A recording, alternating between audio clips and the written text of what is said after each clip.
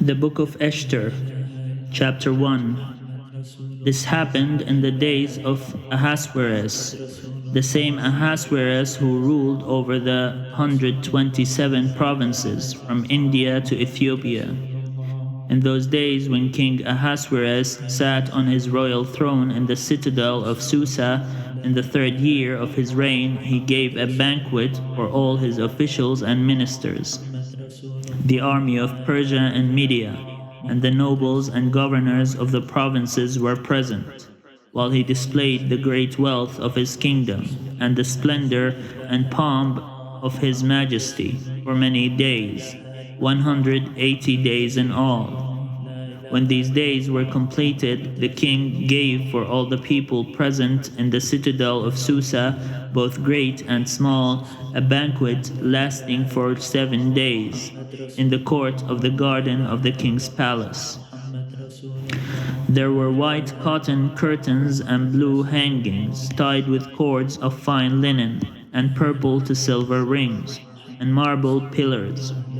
There were couches of gold and silver on a mosaic pavement of porphyry, marble, mother of pearl, and colored stones.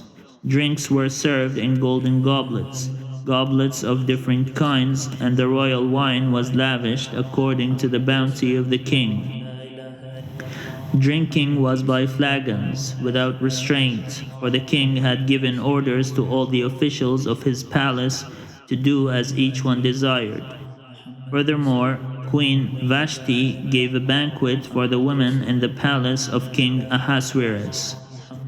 On the 7th day, when the king was merry with wine, he commanded Mehuman, Biztha, Harbona, Bigtha, and Abagtha, Zethor, and Carcass, the 7 eunuchs who attended him, to bring Queen Vashti before the king, wearing the royal crown, in order to show the peoples and the officials her beauty, for she was fair to behold.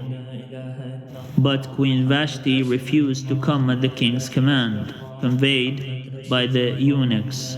At this the king was enraged, and his anger burned within him. Then the king consulted the sages who knew the laws, for this was the king's produce toward all who were versed in law and custom.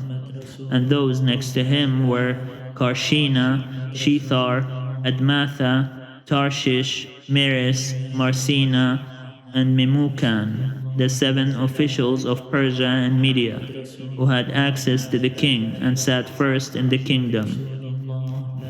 According to the law, what is to be done to Queen Vashti because she has not performed the command of King Ahasuerus conveyed by the eunuchs? Then Memucan said in the presence of the king and the officials, "Not only has Queen Vashti done wrong to the king, but also to all the officials and all the peoples who are in all the provinces of King Ahasuerus. For this deed of the queen will be made known to all women, causing them to look with contempt on their husbands, since they will say, 'King Ahasuerus commanded Queen Vashti to be brought before him, and she did not come.' This very day the noble ladies of Persia and Media who have heard of the queen's behavior will rebel against the king's officials, and there will be no end of contempt and wrath. If it pleases the king, let a royal order go out from him, and let it be written among the laws of the Persians and the Medes, so that it may not be altered, that Vashti is never again to come before King Ahasuerus, and let the king give her royal position to another who is better than she." So when the decree made by the king is proclaimed throughout all his kingdom, vast as it is, all women will give honor to their husbands, high and low alike. This advice pleased the king and the officials, and the king did as Memucan proposed. He sent letters to all the royal provinces, to every province in its own script, and to every people in its own language, declaring that every man should be master in his own house.